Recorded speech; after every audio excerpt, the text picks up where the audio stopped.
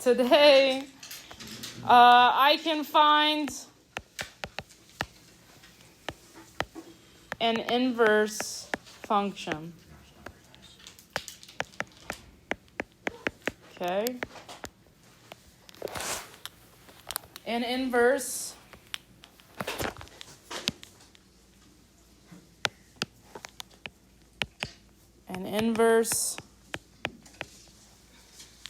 basically flips the x and y of a function.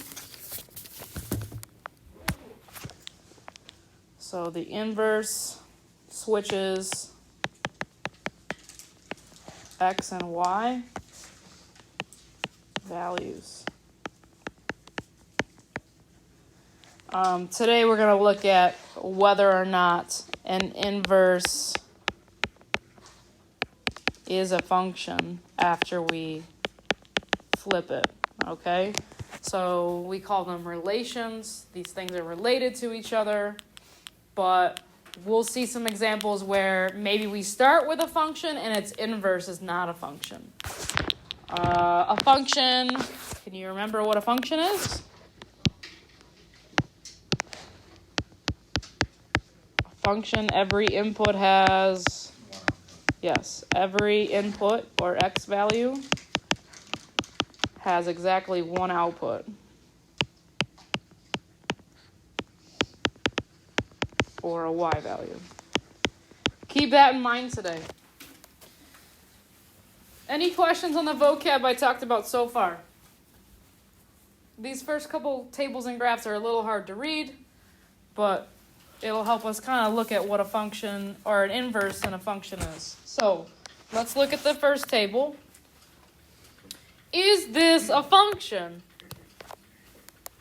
Is the first table a function right here? Is this a function? If we're not sure, what does it look like when it's graphed? I know the graphs didn't print great, but let's try to graph it right now, and we could always use the vertical line test to check. So right now, I want you to graph these points.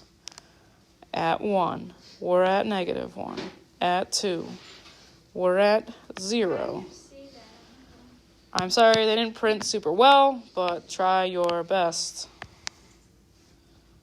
At 3, we're at 1. At 4, we're also at 1. So it goes like this. Is this a function? Yes, it passes the vertical line test.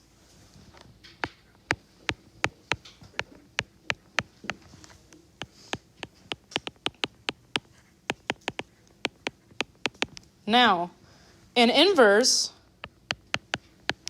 flips the x and y values.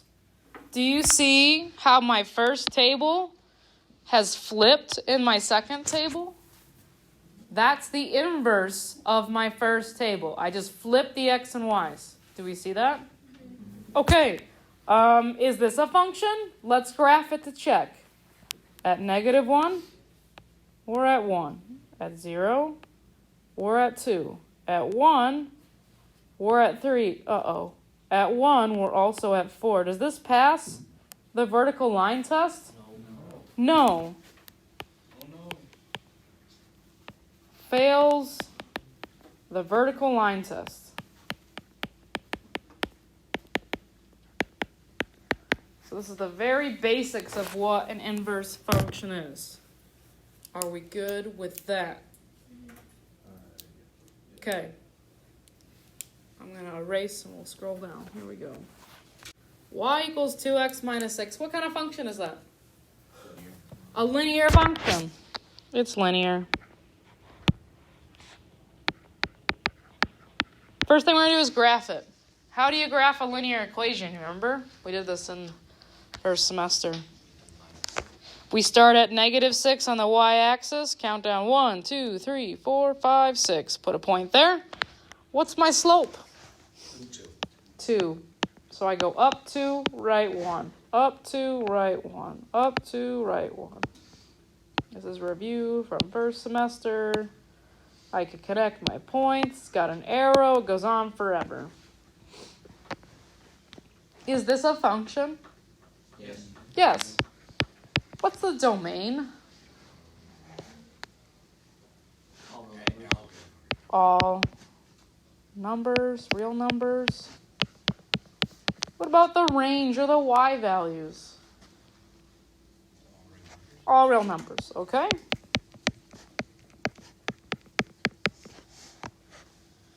Now, we're going to find the inverse, and we're going to find it algebraically. The first example, we found the inverse using a table. Now we're going to find this algebraically. So I'm going to do something very similar to what I did with my table values, except now I'm going to do it with the equation. I'm going to flip the x and y in the equation. So I'm going to rewrite this. X. I found this on the Why? Watch?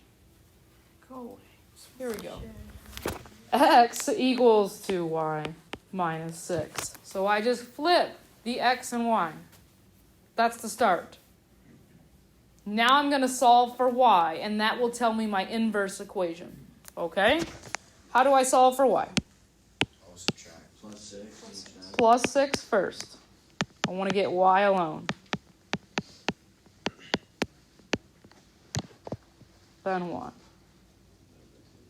Divide everything by 2. X over 2 is really what? 0.5x or half x. I'm going to leave it as half so I can see my slope. What's 6 divided by 2? 3. So here is my inverse function. I'm going to use new notation. To denote that I have an inverse function, you put it to the power of a -1. I know. So if I were actually using function notation, f of x, the inverse of f of x is f a little -1 of x. Same thing with y. This is just inverse notation. Okay? I know, lots of new notation in this unit. Now I'm going to graph it. Do you think this is a function? 1/2 x plus 3? Yeah. It's a function. So let's graph it. 1, 2, 3. Go up 1, right 2. Up 1, right 2. It's a linear equation. It's going to go on forever. It's a function. The domain, all real numbers. The range, also all real numbers. Any questions about a linear function and linear inverses? In general, if you have a linear equation, its inverse will also be a function. Okay?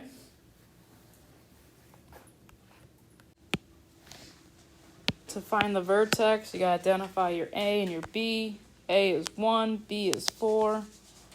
Opposite of 4 over 2 times 1. Should get -2. Did we get that? That's the vertex. That's the middle. I'm going to put it in the middle of the table. Okay? And then I asked you to grab graphing calculators today. Let's just put this in our graphing calculator. It'll tell us the table. Okay? We know the vertex is -2. So what value should I look for around -2 then, if I want a nice even picture? -3, -4, -1, and 0. So these are the table of values, so I can see a nice symmetrical picture. And we're going to pull up our graphing calculator now. Okay, so we plugged in our quadratic to our graphing calculator. To find the table, I'm going to go second graph. In blue is the table. And I'm going to scroll to the table values we talked about. We wanted these table values, and now I'm going to copy them in my table.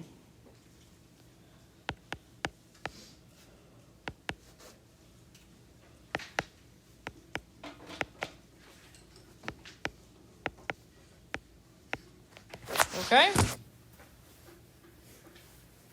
The inverse of this function, what are you going to write for this table? What's the inverse of this function? I'm going to flip them. So it's going to be 2, -4.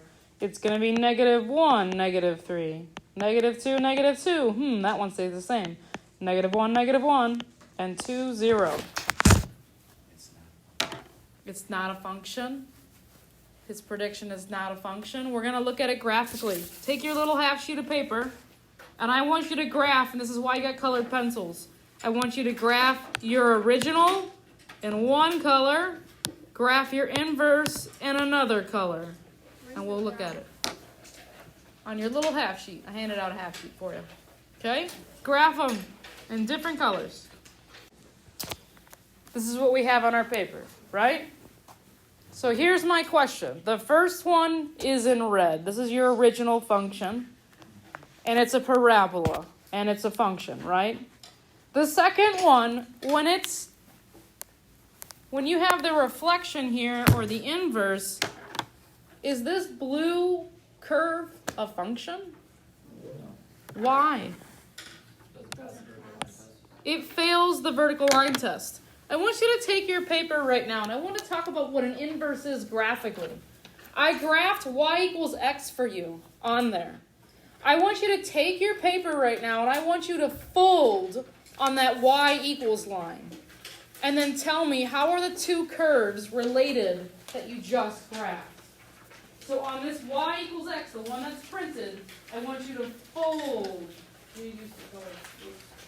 I want you to fold on this y equals x line and tell me, how are these two graphs related? If you're not sure, you could turn and talk to somebody near you. How are these two graphs related? I am giving you a hint. You're saying transformations right now.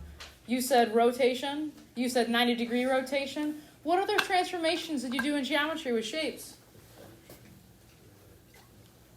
What, Declan? I forget now. You just said the word. He said reflection. It was from behind me. Oh, reflection. Who said reflection? Okay. Yeah, it's a reflection. Over what line? Over the y equals x line. So an inverse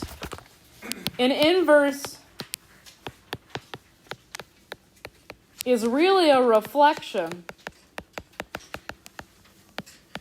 over y equals x, which is why algebraically, when I solve these equations, I flip x and y, because that's what's happening on our graph, that's what's happening in our table, and that's how we solve them algebraically. Do we see the connections? Great, we're going to do 3 examples, probably when we get back from lunch, where we're going to solve them algebraically, okay? Okay, we're going to do 3 examples algebraically. We saw on the graph, that little half sheet, it reflects over y equals x, so that's why we flip x and y when we solve algebraically. Here's example 1. Our original equation is y equals x, 4x plus 2. Okay? To solve for the inverse,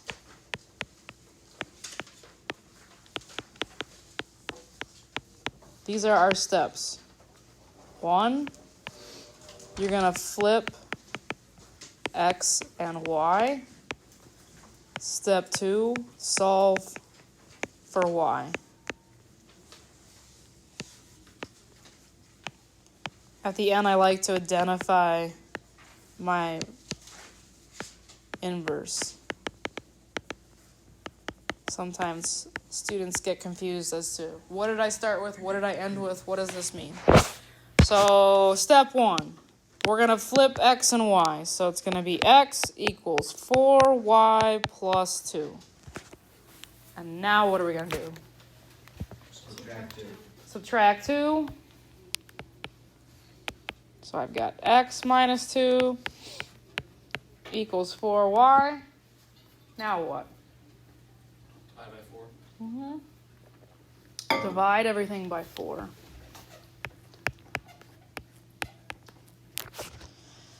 X over 4 is really 1/4 x minus 2 over 4, which is 1/2. And this is my inverse, so I'm going to use my little inverse notation. Y to the negative 1. So I've identified my inverse. The original is a linear equation. The inverse is still a linear equation. So what can we say? Are they going to be functions? Yeah. Yes. Question.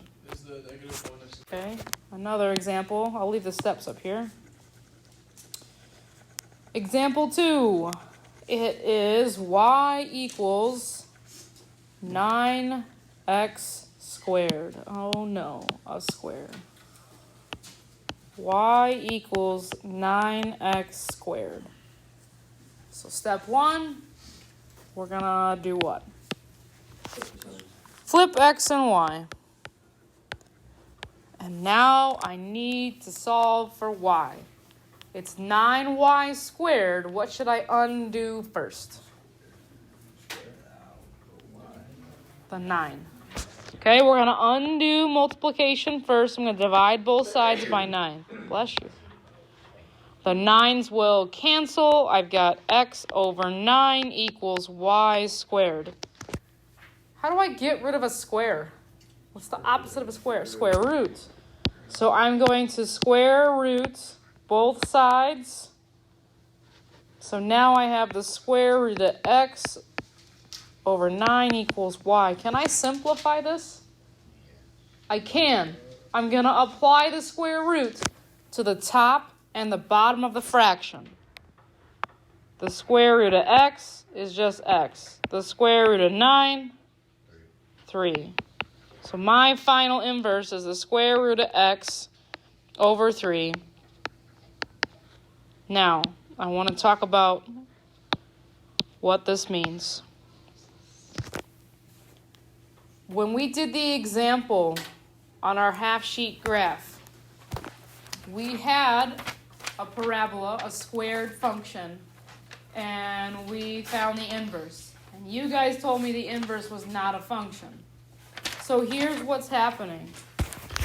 We can either graph the positive or the negative part of this graph, plus or minus. You saw this back with quadratic formula. It's because we have a root. When I square root something, I get a positive and a negative answer. So I'll show you on a graph. You want me to show you on a graph so you can see? Okay. And you look at its inverse. What the calculator is doing is it's only graphing 1/2 of it. Do you see only half of the parabola was flipped? This is so that my inverse can be a function. Now it's 1-to-1. So when you find the inverse of a parabola, there's actually 2 pieces to it. If I type the same equation in, but I put a negative out front, the negative square root of x all over 3 divided by 3. You'll see the other half, okay? They're separate equations. Together, they're not a function. But the calculator, in order to make it a function, will say graph either one. So that's why when you do a square root function, you have a plus or minus out front. Okay? This is for parabolas, quadratics. Let's do one more example. The last one, let's see if you guys can do it. It's y equals x squared plus 3. Find the inverse function.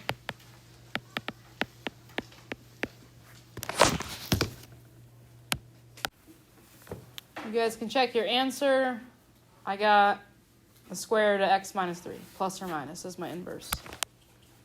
Any questions on finding an inverse algebraically from a table, from a graph?